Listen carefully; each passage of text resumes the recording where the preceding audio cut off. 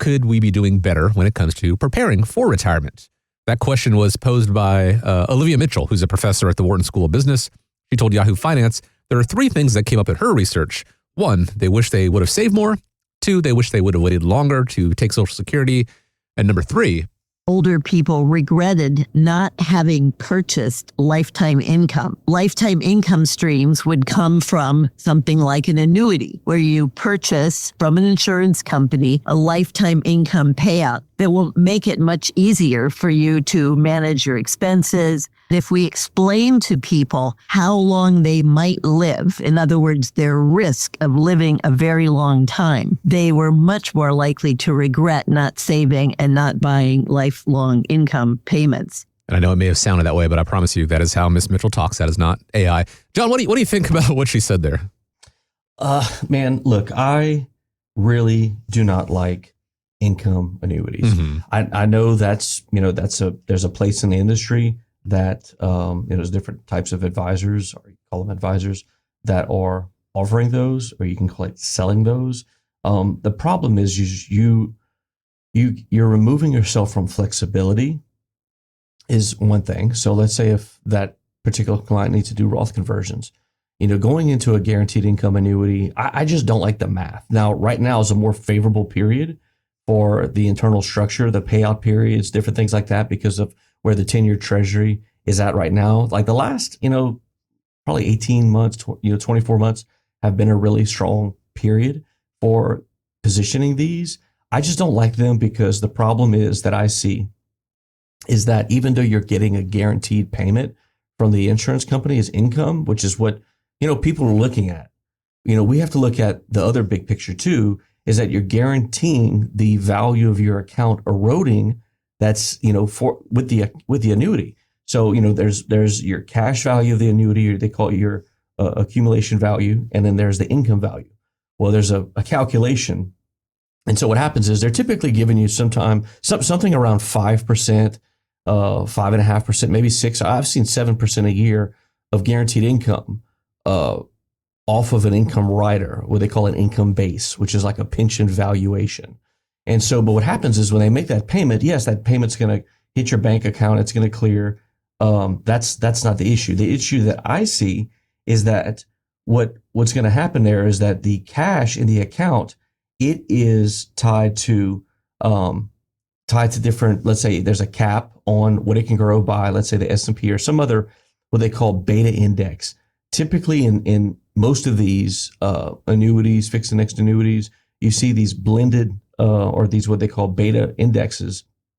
And these are, what they call managed indexes. They have all kind of different names for them. Typically, most of them do not perform at all. But the thing is, they're giving you, let's say, a participation rate. That participation rate could be 150% of whatever the index does, or 200% or 400%. Look, at the end of the day, Chris, 150% of zero is what? It's still zero. Zero. It's still zero. Mm-hmm. So, or even if it is tied to the raw S&P, where what happens is the insurance company buys options against the S&P, typically they're giving a very low cap. Like it might make 2 or 3 or even 4%. And so the thing is, the math, the way it works out is that, they're sending you an income payment, but the income payment is being removed from the cash value account, but the cash value account is not making enough because the fixed account or the cap or this fake par rate is not making enough internally to basically create enough interest to make that payment on an annual basis, even though the payments are coming monthly. Then you're seeing your account value dwindle down each and every year. So what's happening is you're trading off your money to create an income stream that's guaranteed. But the problem is that you have an account that basically becomes non-transferable value. So in the event, whenever you pass away, let's say that money would go to your spouse, there's not much there. Now you might have a joint annuitant situation where that spouse is going to keep receiving income. But the problem is that whenever that spouse is gone, then there's no funds in that available, or not many funds in that account to be transferred as to your children, to your heirs, to whoever it is that would be getting your money after your spouse if you're married. So that's what I don't like. I don't like the math. Now, the thing is that it all depends on your investable net worth, on what you get access to. So there's different things that you can do to create income. Now we have to look at what are your true guaranteed sources. Social Security. Maybe you have access to a pension. We have to look at that, look at the payout factors of the pension. Then we have to look at the nest egg that you have. How much money do you have in non-qualified accounts? How much money do you have in traditional IRAs, 401ks, 403bs? How much money do you have in Roth accounts? And so then we have to look at those vehicles and figure out, okay, how can we make spendable income without depleting the asset? So there's vehicles that you can utilize that have pay high fixed accounts that have, you can look at alternative assets. Typically you have to, well, not typically, you have to have an investable net worth of $1 million or more. So you have to be an accredited investor to utilize those. The other thing that you have to look at is, what kind of volatility can you expose yourself to? What's your risk? What's the sequence of returns risk, on your portfolio? So we have to measure a lot of things to find the right vehicle. So we don't offer at all. I'm totally against guaranteed income annuities, even if it's a variable annuity structure. I don't like the math. I mean, we had a couple that came in last week. They're paying 4.2% a year in fees on their variable annuity. They were blown away. They didn't even realize it. So looking at, their fee of their total portfolio, it's significant.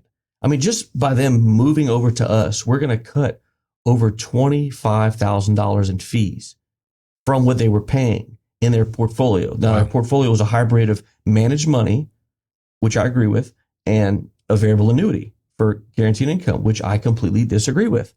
And so saving them $25,000 in fees is a tremendous amount of money. Think about it this way. That could be like a 3-week trip to Europe in nice hotels. You know what I mean? Yeah. Like there's so many things you can do with that money, if you're trying to spend it. It's like, man, you got to look at what are you paying in fees? And so that's another equation that we have to look at on these guaranteed income vehicles. If you need a better understanding of what they might look like, perhaps you're already in one and you want to see if there are other means out there. John and his team at Matthew James Tax and Wealth Management can help you with that and create that overall comprehensive strategy to make sure you get to keep as much of your hard-earned money as possible.